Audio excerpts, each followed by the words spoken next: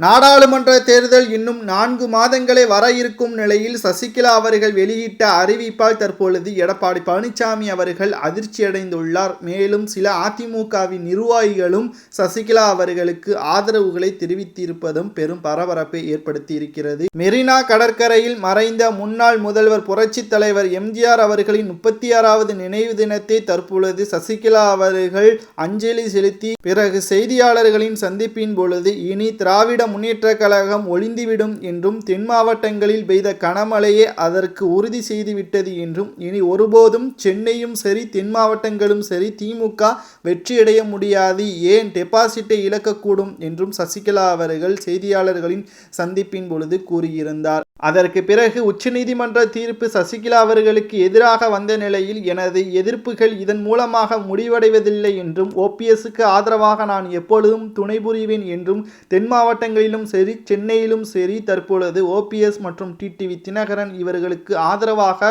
நான் களத்தில் இறங்குவேன், எடப்பாடி பழனிசாமி என்ற துரோகியை விரட்டி அடிப்பேன் என்றும் அவரது கொடநாடு வழக்கும் சரி டெண்டர் முறைகேடு வழக்கும் சிலை தற்பொழுது நிலுவையில் இருக்கும் நிலையில் நாடாளுமன்ற தேர்தலுக்கு முன்பாகவே இந்த வழக்குகளில் ஆதாரங்கள் அனைத்தும் எடப்பாடி பழனிசாமி அவர்களுக்கு எதிராக வரும் பட்சத்தில் சிறைக்கு செல்வார். அதற்கு பிறகு அதிமுகவை நாங்கள் மீட்டெடுப்போம், எங்களுக்கு உறுதுணையாக அதிமுகவின் தொண்டர்கள், புரட்சித் தலைவர் எம்ஜிஆர் அவர்களின் விசுவாசிகள், புரட்சித் தலைவர் ஜெயலலிதா அவர்களின் ஆதரவாளர்கள் எங்களுக்கு உறுதுணையாக இருப்பார் என்று சசிகலா அவர்கள் பேசியது தற்பொழுது எடப்பாடி பழனிசாமி ஆதரவாளர்களுக்கிடையே நடுக்கத்தை ஏற்படுத்தி இருக்கிறது.